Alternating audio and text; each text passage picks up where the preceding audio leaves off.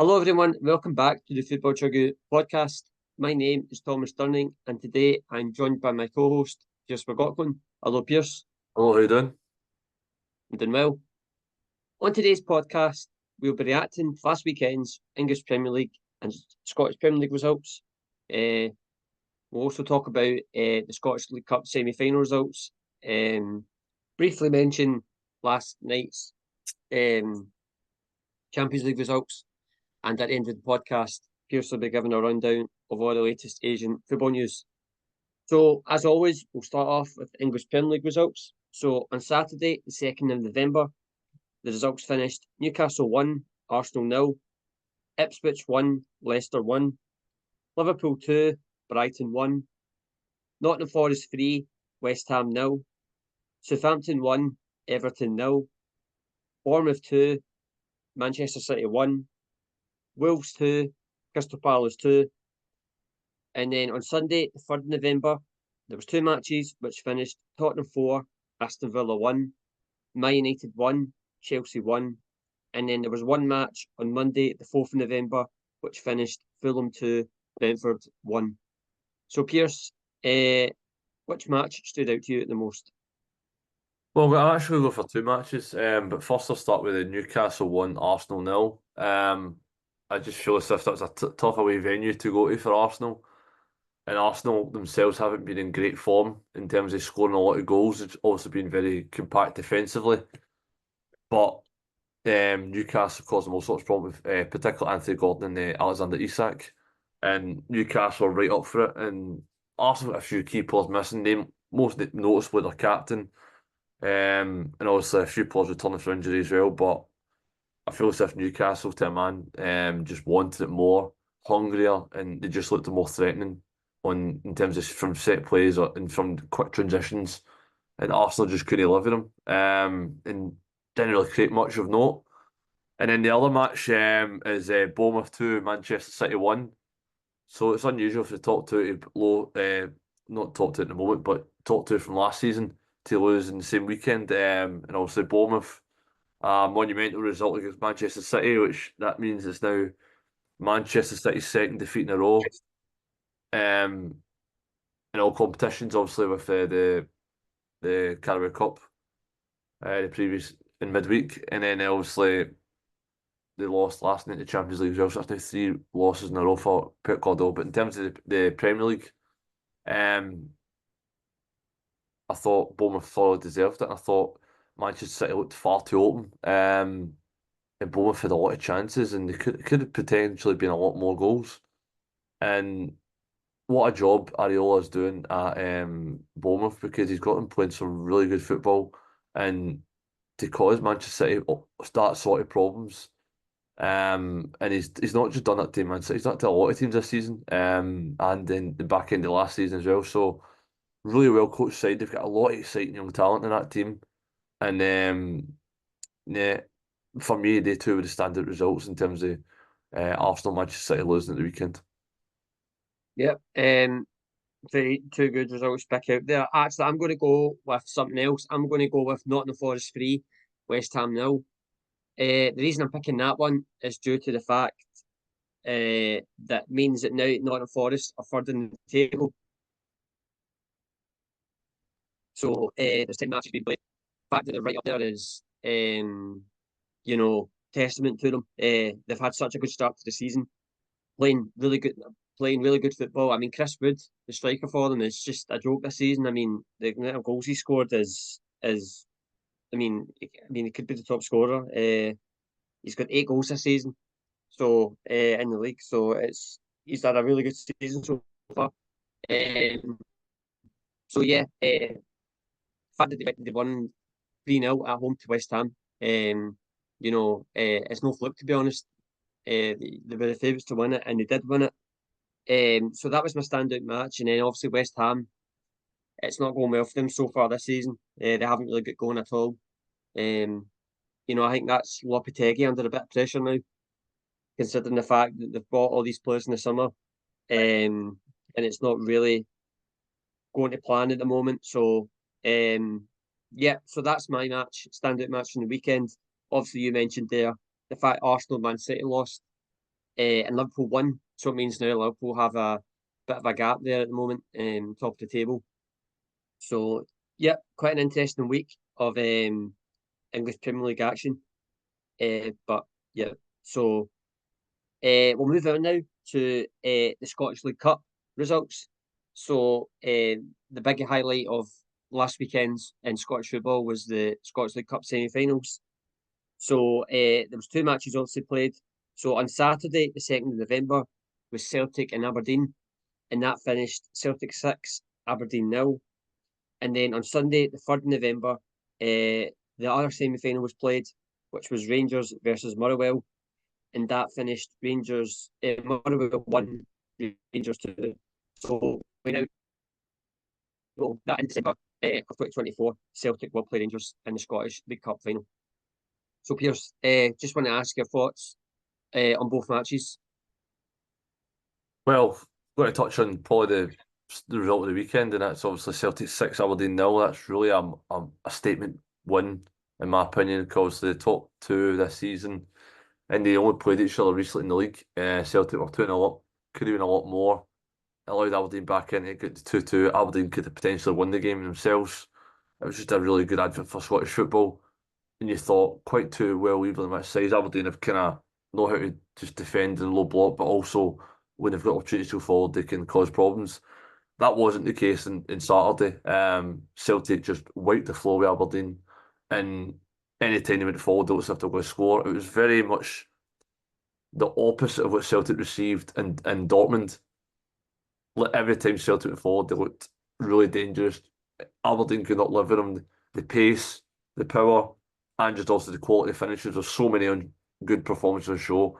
And I think every man to a T was at their A game, and Aberdeen weren't at their A game, and it showed because there was a step up in class.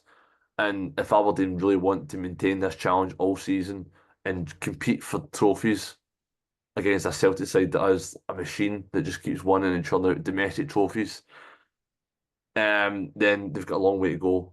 Because it's only not even halfway through the season yet. But for me, that was a massive learning curve for Jimmy Clean and Aberdeen, because that's their first defeat of the season, but that's a really heavy defeat. And it remains to be seen if Aberdeen can recover from that. And I think they should, but a 6-0 result is a really damaging defeat, and it'll obviously be down in spirits. But in terms of the performance, I thought that was an outstanding performance from Celtic. And obviously, stand at the show was also Desmond with a hat trick, but probably the pick of the bunch of the goals was probably Nicholas Kuhn's, and off the crossbar was a superb finish. And then in terms of the Motherwell Rangers, sorry, Motherwell took a short lead. Don't know if you've seen the goal for the defending. I don't know what Jeffrey was doing. I think he was going to the shops.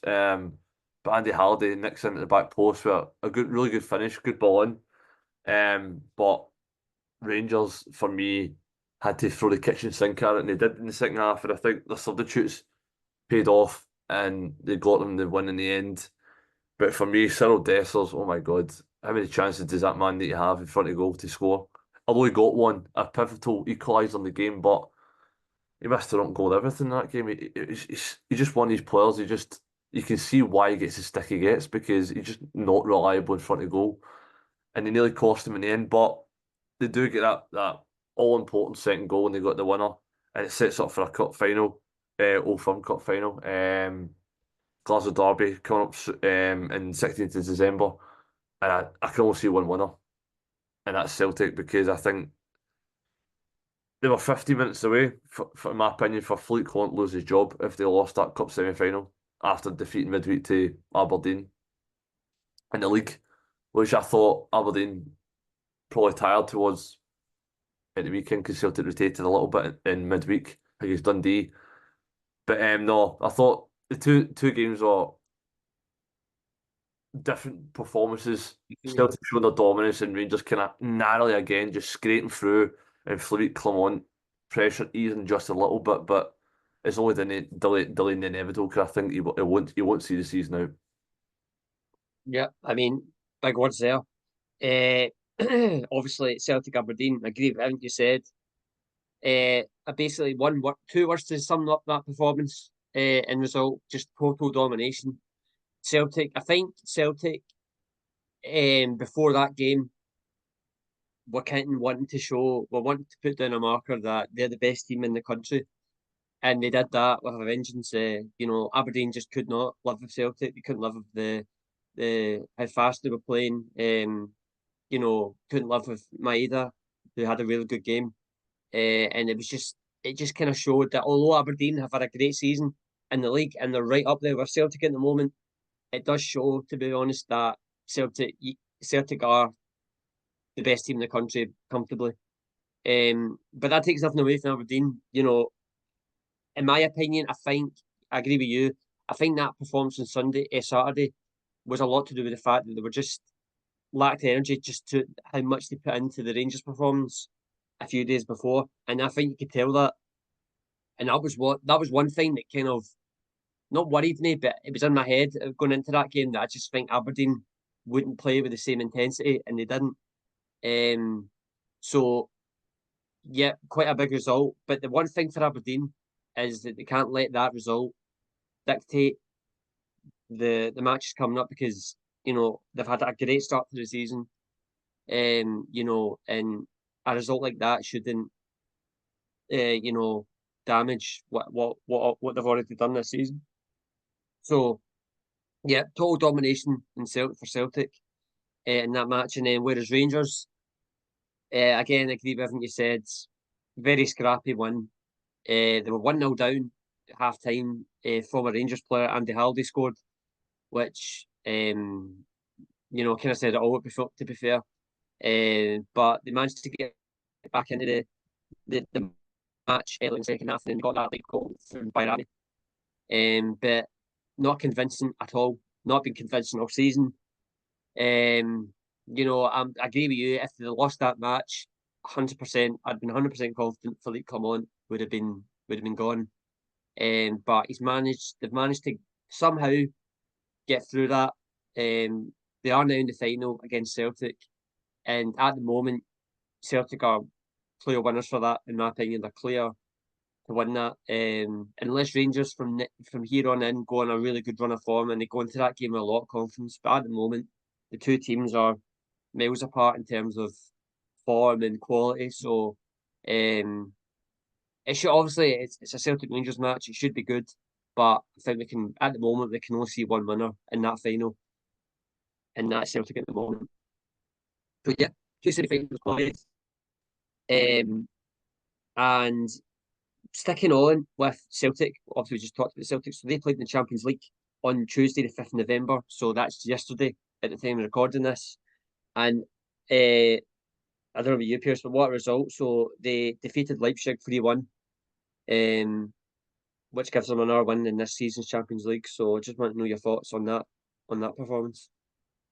Well, I tried to stay up for the game, but for me it was 5 a.m. in the morning, so it was pretty impossible.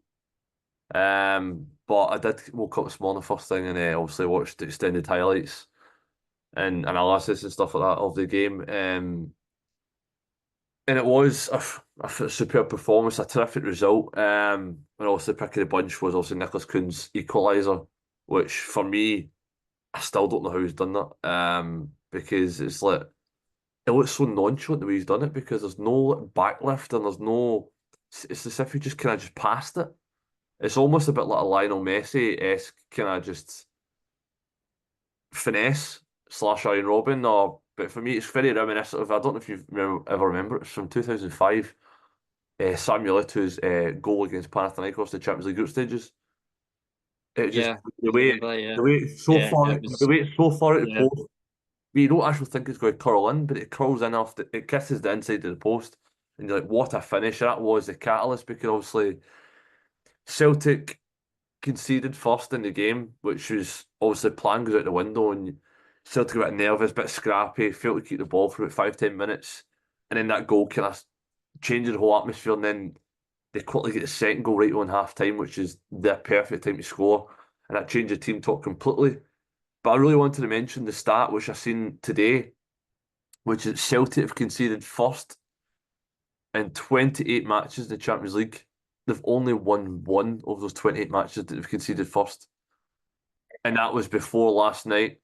So obviously that's now 2 wins out of 29 would have conceded first. So that just shows you how a remarkable achievement that is, because usually Celtic in years gone by, once they've went one behind, they've either been defeated or they've got a draw at most. So it just shows you the Yep. character and the quality, and that since they got that, since they got themselves in front in the second half, I thought they caused all sorts of problems for Leipzig, and Schmeichel was required at times to make a couple of really good saves, particularly from Baumgartner in the second half. It was down low to save that half volley, but and obviously massive error at the end for Peter Galassi, drops his ball to Rio Tati. But I thought Celtic to man were superb. Thought Nicholas Kuhn, Rio Tati, Callum McGregor in the middle of the park were outstanding, just dictating the play. And then also when you've got players like Daizen and Kyo Furuhashi just stretching the back line, for them it's just going to cause all sorts of problems. But I thought Celtic statement result, because if you look at the form that Leipzig are in, they're second in the Bundesliga, only behind Bayern Munich, lost once this season, and only conceded 5 goals. And Celtic scored 3 past them last night, and that's now Leipzig on 0 points. And 2 years ago, Celtic played Leipzig in the Champions League, and Leipzig knocked Celtic out because they beat them home and away. And it just shows you swings and roundabouts, because they're not mathematically out, Leipzig, but after 4 games, they've got 0 points in the league stage, which for me just it swings and roundabouts. You never know what's going to happen in European football. And for Celtic to have 7 points after 4 matches, I think every Celtic fan in world football around the world would have bit your hand off for that, because you look at some of the clubs that are above, PSG, Bayern Munich, Real Madrid, Barcelona, to name a few. They're super giants of the game, and Celtic are above them. And I think Celtic at the moment, they're only a couple of points, in my opinion, away from securing a playoff position into the last 32. But I think they could, the way it's going just now, if they can get a couple of favourable results in terms of Club Brugge and Young Boys, Club Brugge away and then Young Boys at home, I think they've got a really good chance to even progress automatically into the last 16, because some of the big boys are slipping up and that opportunity is there. But in terms of last night, terrific result, and really good for Scottish go fishing as well. Yeah. I totally agree with everything you've said there. Obviously, I watched the game, so I have a bit more. I've got a bit more of an in-depth detail as to what went on. So obviously, Celtic started the match really well, passed the ball around. We're pressing Leipzig really high up the pitch. Just a really positive start. And then around about the 20th minute mark, Leipzig kind of got into it. They kind of started getting a bit comfortable in the game. And then obviously they went 1-0 up in the round about the 25th minute with a corner. Um, Poor defensively from Celtic with that corner. But it was quite of a blow for Celtic because it started so well. Leipzig weren't even in the match, and then all of a sudden after one chance, Leipzig had the lead. So it was interesting to see how Celtic would react to that. Um, and after that goal, they were a little bit. You could tell it kind of shaking them, and then they got back in the game with an absolute fantastic Nicholas Kuhn first goal. When I first saw it, I thought it was going wide, and then the ball just the last minute just swerved, curved in even more, and it hit the post and went in. So it was a fantastic goal. And since that, after that first goal, I thought Celtic were after that for the full match were dominant. They scored a fantastic second goal, pressed through really high up the pitch, won the ball back, and then obviously it was Hatate that crossed the ball in, and then Nicholas Kuhn tapped it in. So they go in 2-1 at half time, and then second half come out, and they totally dominate that second half. It was really good to see the football. It's probably, I mean, I've watched a lot of Celtic in the Champions League. For me, it's probably I can't remember that good a Champions League performance in Celtic in this competition. Just the way, I mean, obviously they've had famous results against Barcelona, but a lot of that game they were kind of sitting back and holding on. Whereas last night they just against a really good side who are doing really well in the Bundesliga at the moment, they totally dominated the movement, the passing, the technical ability was just it was actually quite surprising to see because not really don't really see Scottish clubs going to Europe and play like that. So they totally dominated that second half, totally deserved to win. And then obviously you mentioned the players there. Nicholas Poon was by far the man of the match. He was like a man possessed last night. It was ridiculous. He was just so good. Rio Hatate played really well. Cal McGregor, Trusty played well. Just all over every single player for Celtic played really well. And obviously it's good for the coefficient to see. And yeah, so a really positive result for Celtic. Obviously in a really good moment now. So yeah, I thought it was worth mentioning that. And then just staying on lastly in the Champions League, I just wanted to mention one result to you, Pearse. Last night, so it finished in the Real Madrid AC Milan game. It finished Real Madrid 1, AC Milan 3. So I just was wanting your thoughts on that, Pearse. Like, obviously, surprising to see Real Madrid losing at the Bernabeu. I mean, what's going wrong there? Um, what's going right, to be honest. Having a lot of problems this season. Not really had a consistent lineup in terms of finding the best form. Not really in terms of selection, in terms of injuries, but I think the addition of Mbappe has really weakened the team, and that's just for me as a Real Madrid fan and just as a football fan in general. You think adding Mbappe is going to make you a lot better, but he's proven to be an absolute flop at the moment. Because he wants to play in the left wing, and that's for arguably for me the best player in the world is playing Vinicius Junior. And he's been brought in to play the centre forward, but I don't know if you've seen last night the performance from Mbappe, and obviously in other games he's just caught offside. He's coming too deep. He's drifting to the wing. So there's no one occupying that centre forward position. So I think for me he's not a natural centre forward, and they need to try. Ancelotti is obviously the master tactician. He's won everything wherever he's been. So he needs to find a system where he gets the best out of the team, and I think the midfield balance isn't great either.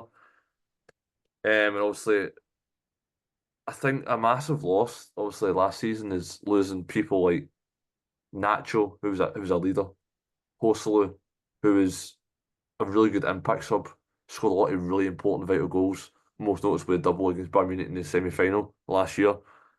And then obviously the retirement of Toni Kroos, they've not filled that void.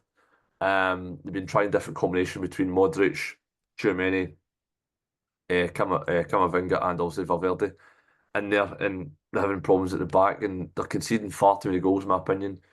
They get their pants pulled down recently against Barcelona at the Bernabeu in the Clásico, and it was 4-10. So for me, they're a really bad place at the moment, and they really just need a bit of form and a bit of consistency, and they need to go back to basics. And I think Ancelotti needs to.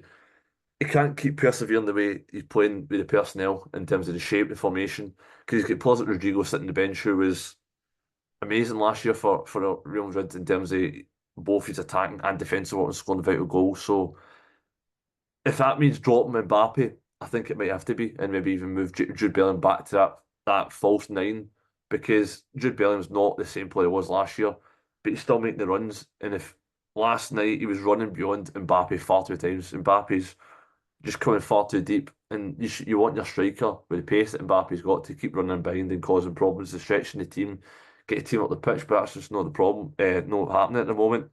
But terrific result for AC Milan. But Real Madrid have got a really a lot of work to do in terms of this league phase, because they're way down in the pecking order, and like you say, they're below Celtic in the moment. So and a few other big giants are down there as well. So it just shows you reputation means nothing, and every game is a cup final for every team, and potentially they might not even automatically qualify. They might go through the playoffs, and that's unheard of for a team of Real Madrid stature and the holders from last year. So they really need to get that together if they want to get through, because they've got a lot of tough games coming up, and it might even get worse before it gets better. Yeah. Obviously wanted your thoughts there, obviously, because you're quite a big Real Madrid supporter there. So yeah, I mean, they've not had a good start to the season at all. Obviously, El Clasico defeat quite badly a couple of weeks ago. And in the league, they've not even and they've lost to Leo already in the Champions League, and that's another defeat in the Champions League this season. So it's just not going well for them at all this season. And I think a lot of it's to do with, well, actually, I just think it is basically to do with the fact that they just don't know how to play with all the players that they've got. I think that they just seem confused as to how, like what kind of patterns of play they play, how the league set up. I think, I mean, Mbappe was always come to Real Madrid, but I think they're struggling to see how he fits in with the likes of Vinicius Junior, Rodrigo, Bellingham, uh, players like that.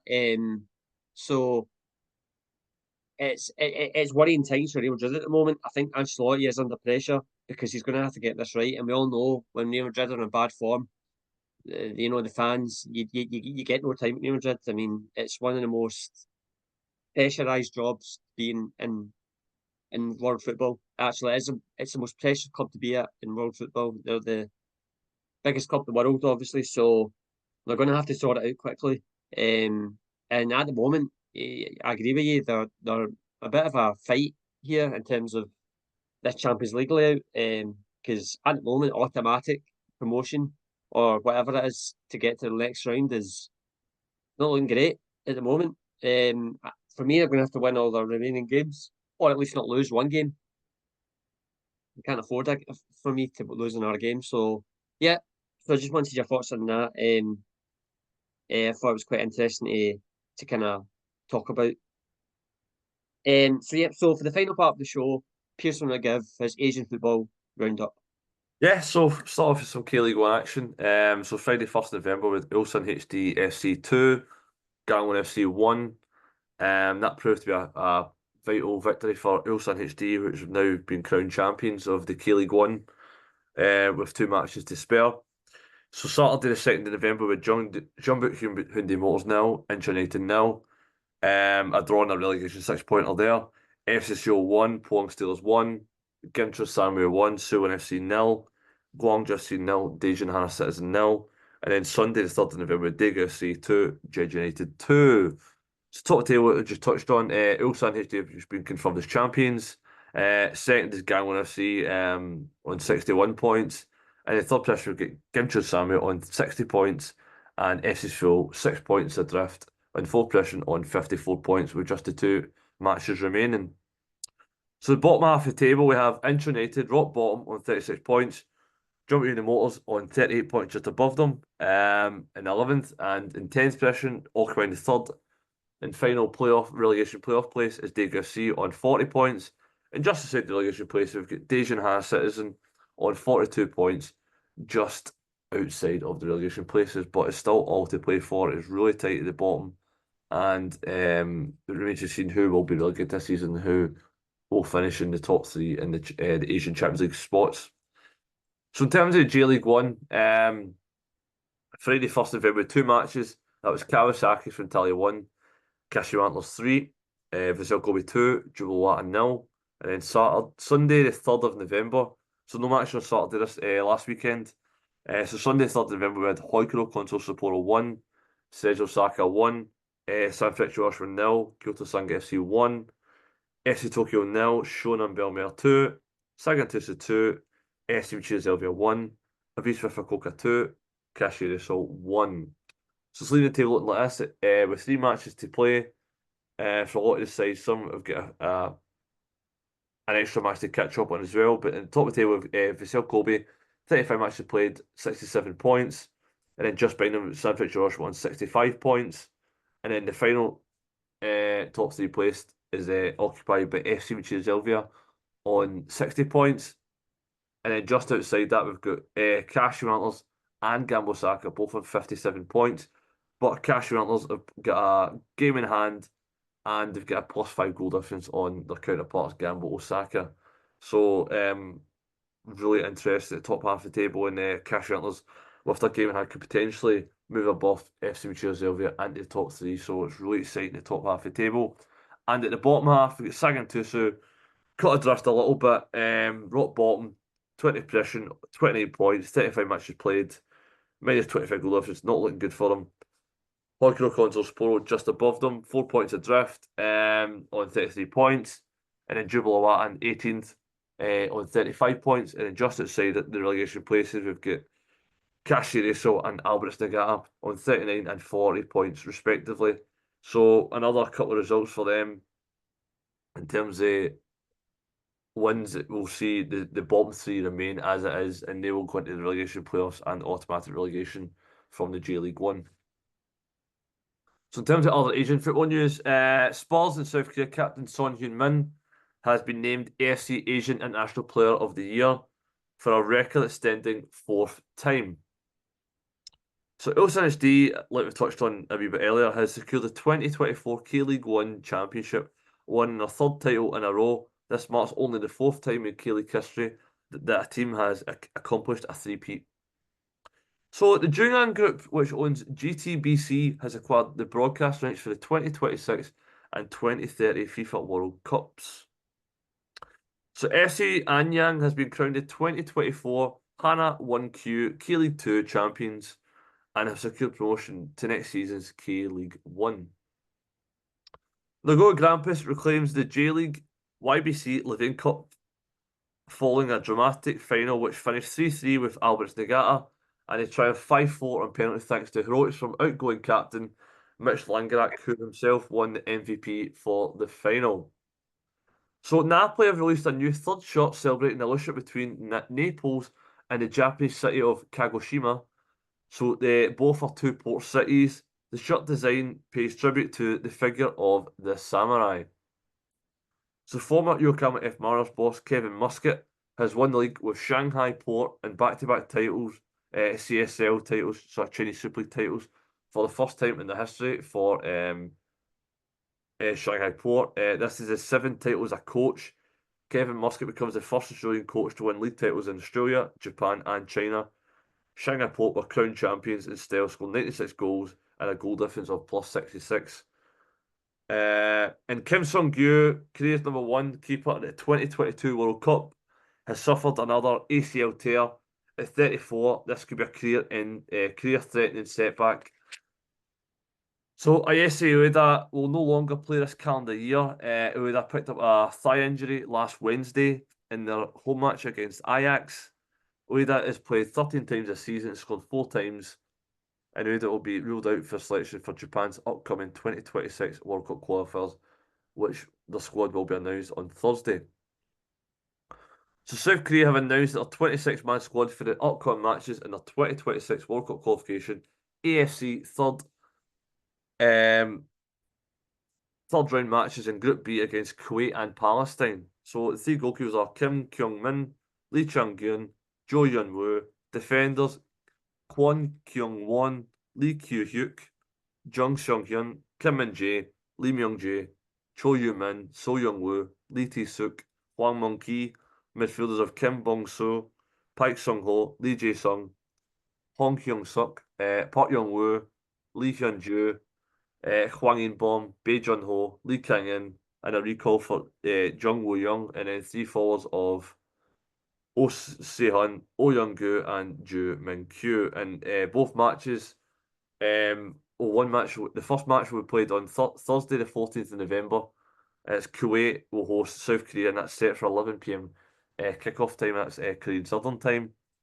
And then the other match will be played on Tuesday, 19th of November, and that's another away fixture. So it's Palestine will host South Korea, and that is also set for an 8 p.m. kickoff time, and that is Korean Southern time. And that is all your latest Asian football news.